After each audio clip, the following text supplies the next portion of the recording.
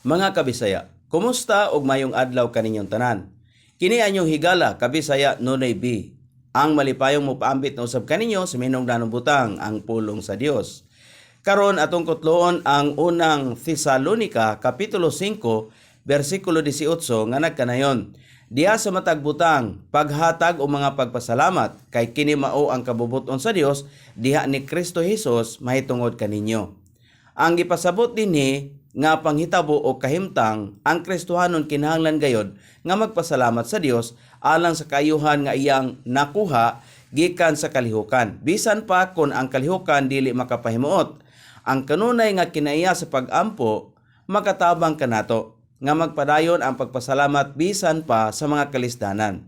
Hinumdumi nga bisan ang dautan nga mga butang nga mahitabo kanato mao ang kabubuton sa Dios. Alang niya ng higayuna ang mga kasamok moabot aron tudloan kita sa pagsalig labaw sa tanan diha kang Hesus Kristo. Salamat ug maayong adlaw.